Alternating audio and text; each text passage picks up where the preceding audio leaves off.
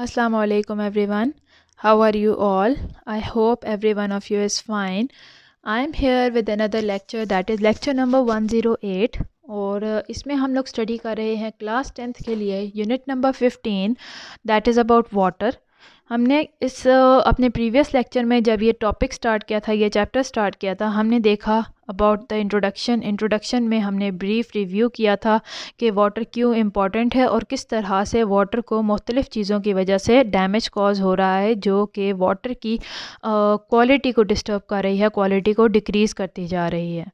उसके अलावा अपने प्रीवियस लेक्चर में मैंने एक्सप्लेन किया था about the occurrence of water, यानी कि वाटर कहाँ कहाँ पे पाया जाता है और किस किस सूरत हाल में, यानी कि कितना वाटर किस फॉर्म में हमारी अर्थ की सरफेस के ऊपर या सरफेस के नीचे पाया जाता है। और उसमें हमने देखा था कि overall out of all the water only 0.2% water is potable water, that is fit for drinking.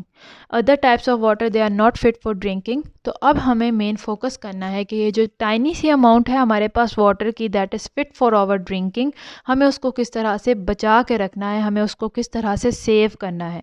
Save करने की बात इसलिए हो रही है बिकॉज बहुत सारे पोल्यूटेंट्स हैं, साइंस की तरक्की की वजह से बहुत सारी चीज़ें ऐसी हैं जो कि हमारे इन्वायरमेंट को डैमेज कॉज करना स्टार्ट कर चुकी हैं। बहुत सारे पोल्यूटेंट्स ऐसे हैं जो कि हमारे इन्वायरमेंट को डैमेज कॉज कर रहे हैं। तो हमें अपने वाटर को किस तरह से प्रिवेंट करना है, किस तरह से हम अपने वाटर की क्वालिटी को इंक्रीज़ कर सकते हैं, बिकॉज जब हम क्वालिटी इंक्रीज़ करेंगे वाटर की तो हम अपने लिविंग स्टैंडर्ड्स को भी इम्प्रूव कर रहे हैं। अपने ऊपर जो डिफरेंट डिसीज़ेस का ख़तरा जो हमारे सर पे मंडला रहा है, क्योंकि वो हमारी बॉडी में किसी एक या दूसरे तरीके से एंटर हो सकते हैं, हम उनको किस तरह से स्टॉप कर सकते हैं। तो अब बात करते हैं, सबसे पहले इन सब चीज़ों को समझने के लिए सबसे पहले हम लोग स्टडी करेंगे कि क्या क्या प्रॉपर्टीज़ हैं वाटर की, क्या स्पेसिफ़िक प्रॉपर्टीज़ हैं वाटर की। कि जिस तरह से मैंने अपने प्रीवियस लेक्चर में कहा था कि वाटर एक तो ड्रिंकिंग पर्पसेस के लिए बहुत ज़्यादा ज़रूरी है, सेकेंडली बहुत सारे केमिकल रिएक्शंस हैं, चाहे वो हमारी बॉडी के अंदर हो रहे हैं या वो हमारी बॉडी के बाहर हो रहे हैं, उन सब केमिकल रिएक्शंस के लिए भी वाटर का मौजूद होना बहुत ज़्यादा ज़रूरी है। बहुत सारे केमिकल रिएक्शंस हैं वो वाटर के बगैर प्रोसीड नहीं कर सकते, प्रोसेस नहीं हो सकते। तो ये सब चीज़ें समझने के लिए कि क्यों वाटर का वहाँ पे होना ज़रूरी है, हम वाटर की प्रॉपर्टीज़ को स्टडी करते हैं। तो फर्स्ट ऑफ ऑल जब वाटर की बात करते हैं, आपको तो पता होगा अब तक इसके केमिकल फार्मूला की, दैट इज़ H2O।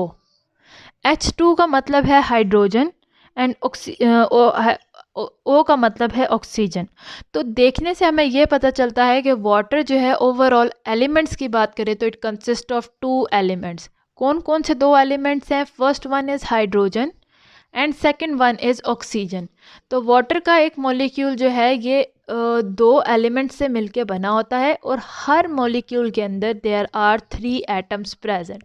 कौन कौन से 3 एटम्स हैं? You can see 2 atoms of hydrogen plus यहाँ पे कुछ भी नहीं, इसका मतलब 1 एटम ऑफ ऑक्सीजन, 2 + 1।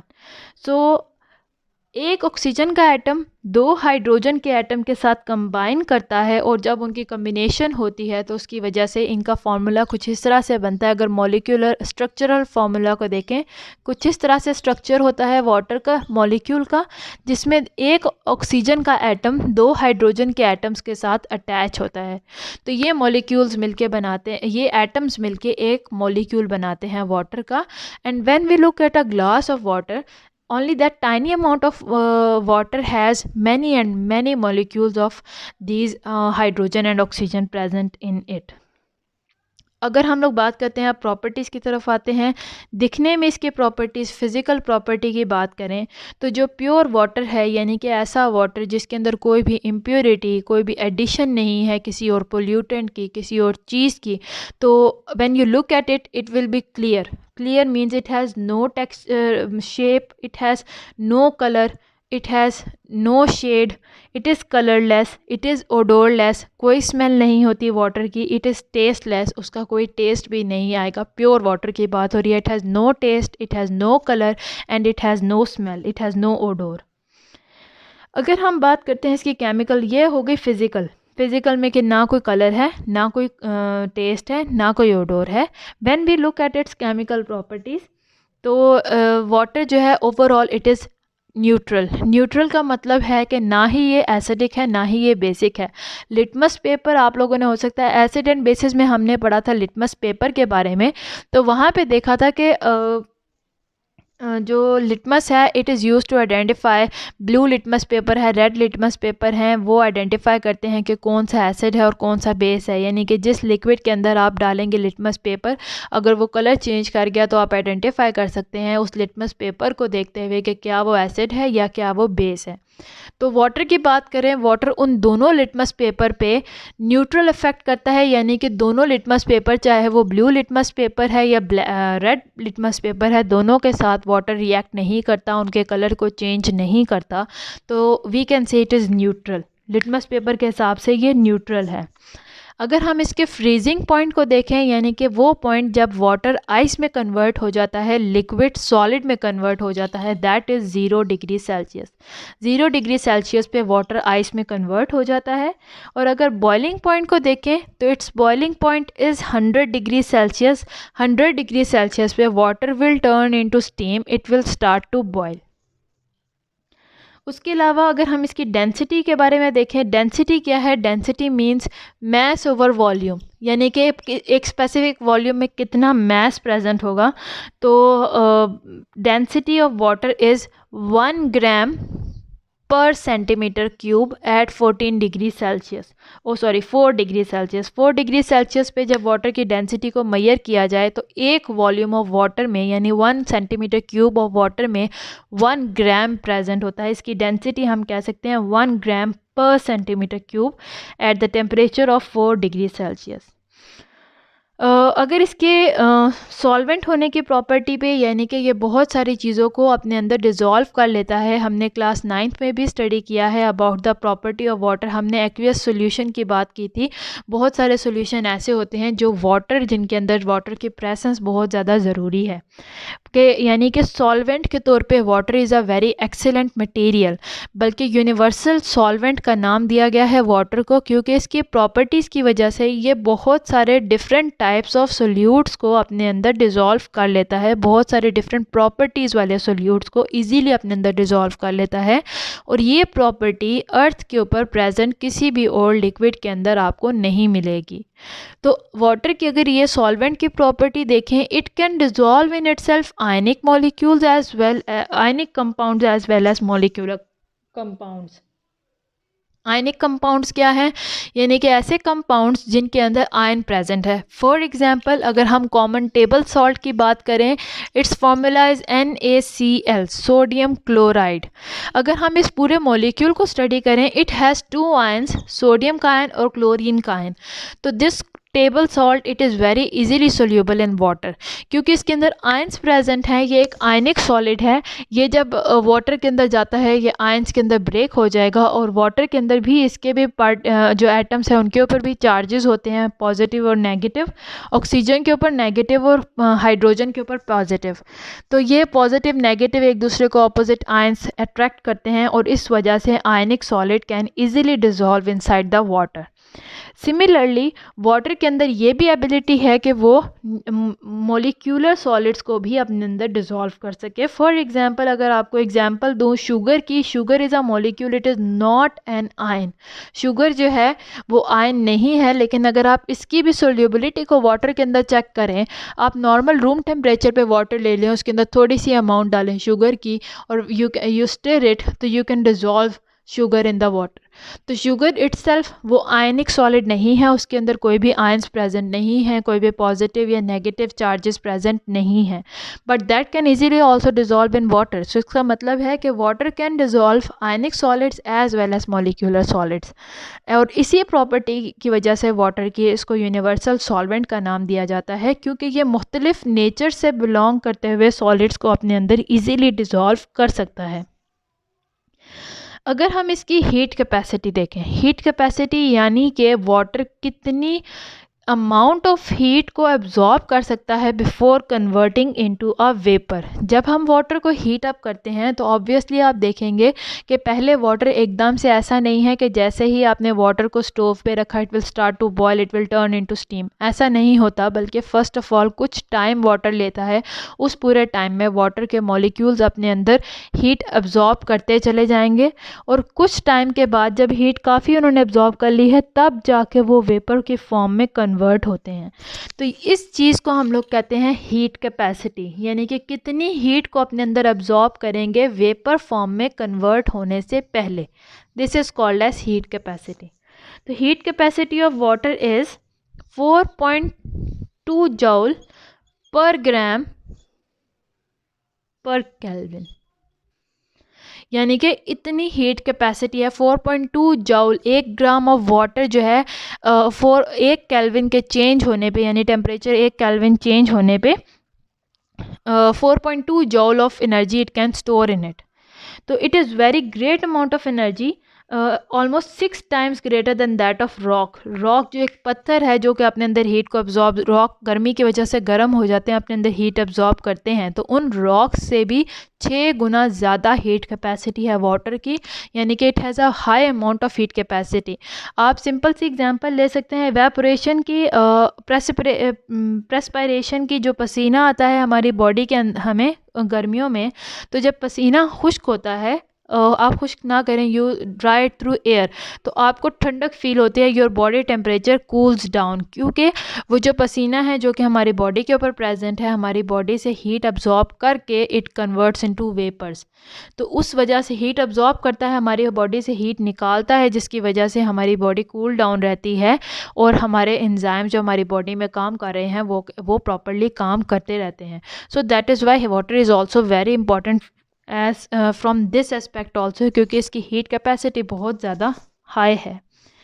ये जो स्पेसिफिक प्रॉपर्टी है वाटर की, ना सिर्फ ये हमारी बॉडी के टेम्परेचर को मेंटेन करने में काम आती है, बल्कि ओवरऑल अगर हम अर्थ के टेम्परेचर को भी बात करें तो अर्थ के टेम्परेचर को भी कंट्रोल करती है विद इन सम लिमिट। कुछ लिमिट में वाटर की हीट कैपेसिटी हाई होने की वजह से अर्थ का टेम्परेचर भी मेंटेन रहता है। अगर ऐसा ना होता तो जो हमारा डे टाइम टेम्परेचर है, जिस वक्त सूरज की किरणें, सन रेज डायरेक्टली अर्थ के एटमॉस्फेयर में एंटर हो रही हैं, अर्थ की सरफेस पे फॉल कर रही हैं, वो हमारे लिए बियरेबल ना होता, बहुत हाई होता। और रात का जो टाइम होता, अगर ऐसा ना होता, वाटर के अंदर हीट कैपेसिटी ना होती, तो रात का टाइम बहुत ज़्यादा ठंड वाला होता। The temperature would be very low, even low to freezing point.